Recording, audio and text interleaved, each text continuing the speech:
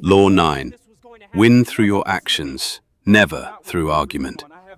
Any momentary triumph you think you've gained through argument is really a hollow victory. The resentment and ill will you stir up is stronger and lasts far longer than any fleeting change of opinion. It is much more powerful to get others to agree with you through your actions without saying a word. Demonstrate. Do not explain. A transgression of the law. In 131 BC, the Roman consul Publius Crassus Dives Mucianus was laying siege to the Greek town of Pergamus and found himself in need of a battering ram to break through the town's walls. He had seen two large ships' masts in a shipyard in Athens just days before, and he ordered that the larger of the two be sent to him immediately. The military engineer in Athens who received the order felt absolutely certain that the consul had made a mistake. The smaller mast, he believed, was far better suited to the task and would be considerably easier to transport. He argued endlessly with the soldiers who had delivered the request, drawing diagram after diagram to prove his point. He went so far as to declare that he was the expert and that they had no idea what they were talking about. The soldiers warned him plainly that their commander was not a man to argue with. They urged him to swallow his opinion and simply obey. At last, the engineer seemed to relent and promised to send the larger mast. But after they left, he thought it over again. What was the point, he asked himself, in following an order that would lead to failure? And so he sent the smaller mast, confident that once the consul saw how much more effective it was, he would be rewarded for his wisdom. When the smaller mast arrived, Mucianus demanded an explanation. His soldiers described how the engineer had argued relentlessly for the smaller mast, but had ultimately promised to send the larger one. Mucianus flew into a rage. He could no longer concentrate on the siege or on the urgent need to breach the walls before the town received reinforcements. All he could think about was the insolent engineer. He ordered the man brought to him immediately.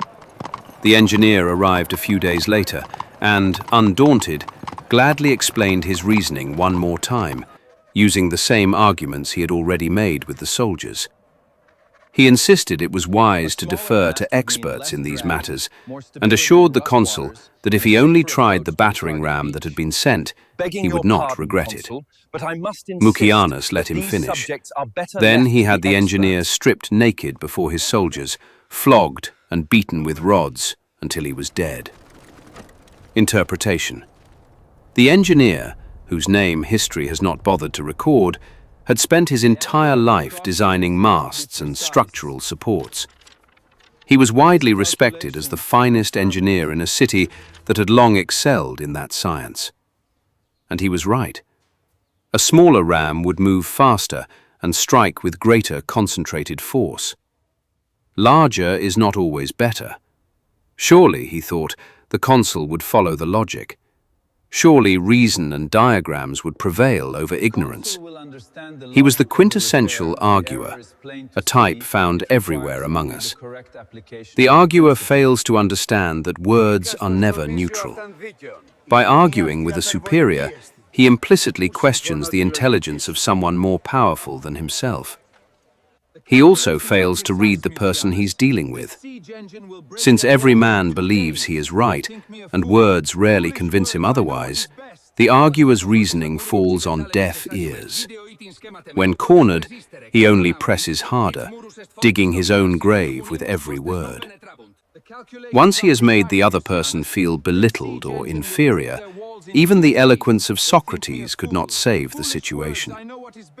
This is not simply about avoiding arguments with those who outrank you. Every person believes himself a master of reason and opinion. You must be careful. Learn to demonstrate the correctness of your ideas, quietly, indirectly, and through action. Like and subscribe. An observance of the law. In 1502, in Florence, Italy, an enormous block of marble sat gathering dust in the works department of the church of Santa Maria del Fiore. It had once been a magnificent piece of raw stone, but an unskilled sculptor had ruined it, boring a hole through the section where a figure's leg should have been, and generally mutilating the block.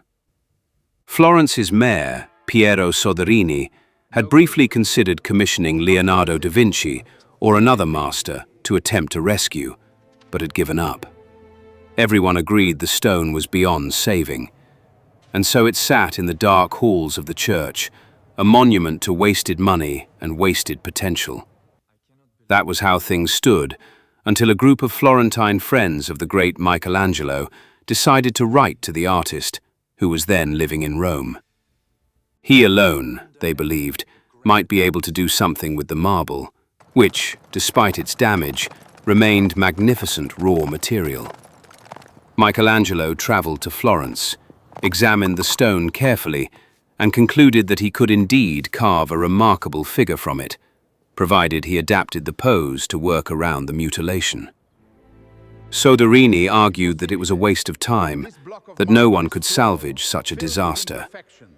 But he finally agreed to let the artist try. Michelangelo decided he would depict a young David, sling in hand, poised on the edge of greatness.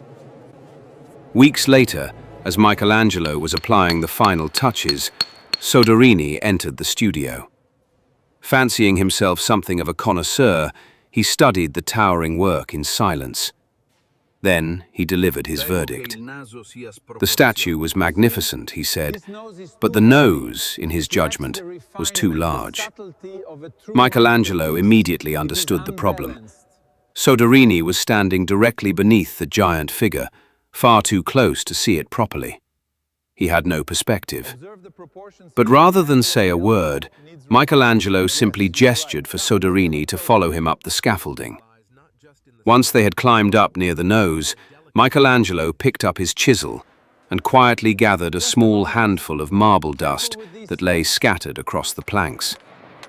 With Soderini just a few feet below him, he began to tap the chisel lightly against the stone, letting the pinches of dust fall from his hand little by little, as if he were actually carving. He changed nothing.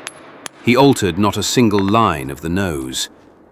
But after a few minutes of this careful performance, he stepped back. Lascia un like e iscriviti al canale. Look at it now. Guardate adesso. I Mi like piace it di better, più. said Soderini. L'avete You've fatto made it vivere. come alive. Interpretation. Michelangelo knew that altering the nose could ruin the entire sculpture. Yet Soderini was a patron who took great pride in his aesthetic judgment. To challenge such a man with an argument would have gained Michelangelo nothing, and would have placed every future commission in jeopardy. He was too clever to argue. His solution was to change Soderini's perspective, quite literally by bringing him physically closer to the nose, without letting him realize that perspective had been the problem all along. And in doing so, Michelangelo preserved the perfection of his work while allowing Soderini to believe he had improved it. Such is the double power of winning through actions rather than argument.